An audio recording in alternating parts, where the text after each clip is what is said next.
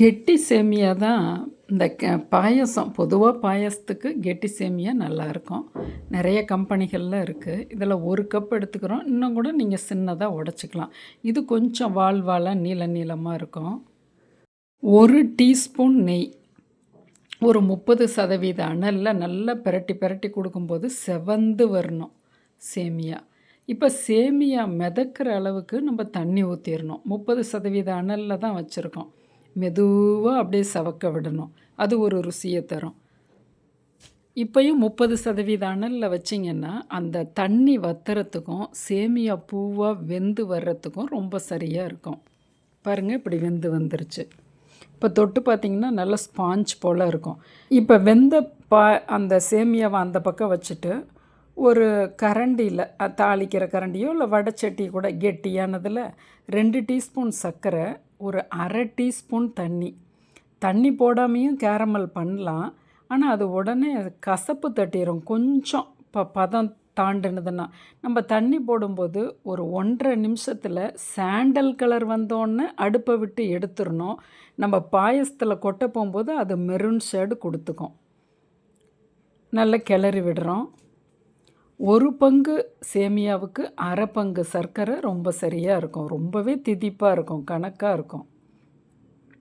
நல்லா கரைய விடுவோம். எவ்வளவு சேமியா எடுத்தோமோ அதே அளவு பால். இப்படி நீங்கள் செய்யும்போது தான் சேமியா பாயசம் ருசியை அருமையாக கொடுக்கும்.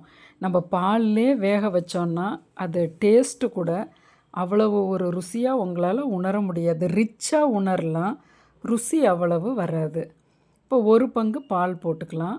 அதாவது சர்க்கரை, அந்த சேமியா, அந்த கேரமல், பால் எல்லாமே நல்லா கலந்து கொடுக்கட்டும்.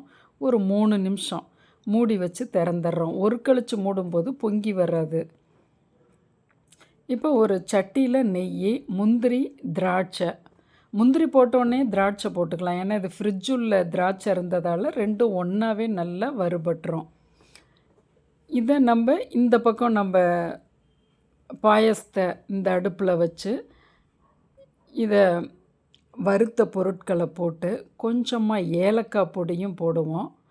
அப்படியே மூடி வச்சிட்டிங்கன்னா ஒரு 2லேருந்து 2.5 நிமிஷத்தில் கொஞ்சம் கொலன்னு இருக்கிற பால் கூட அந்த சேமியை அப்சர்வ் பண்ணிக்கும். நல்லா கெட்டி கொடுத்துக்கும். இதை விட இன்னும் கெட்டியாக இருக்கும். நீங்கள் சாப்பிடும்போது ஒரு ஹாட் பாக்ஸில் போட்டு வச்சிடலாம். ஒரு அரை மணி நேரம் கழித்து சர்வ் பண்ணிங்கன்னா இன்னும் கொஞ்சம் கெட்டி கொடுத்துக்கும். இது போல் நீங்கள் கேரமல் சேமியா பாயாசம் செய்து பாருங்கள். அளவுகளெல்லாம் ரொம்ப கரெக்டாக கொடுத்துருக்கேன். நீங்கள் எவ்வளவு சேமியா எடுத்தீங்கன்னாலும் இந்த அளவுகளை நீங்கள் உங்களோடதில் கூட்டிக்கலாம், குறைச்சிக்கலாம். நம்ம எடுத்த இந்த 1 கப் சேமியாவுக்கு 6 பேர்லேருந்து 7 பேர் நார்மலாக சின்ன கப்பில் சாதாரணமாக போதும். இது போல் நீங்கள் ஒரு அளவுகளை வச்சுக்கிட்டிங்கன்னா உங்கள் குடும்ப உறுப்பினர்களுக்கு தகுந்த மாதிரி நீங்கள் அதிகப்படுத்திக்கலாம். இந்த ஃப்ரிட்ஜுள்ள வச்சு நீங்கள் குழந்தைகளுக்கு சாயந்தரம் நல்லா குளிர்ச்சியாகவும் கொடுக்கலாம்.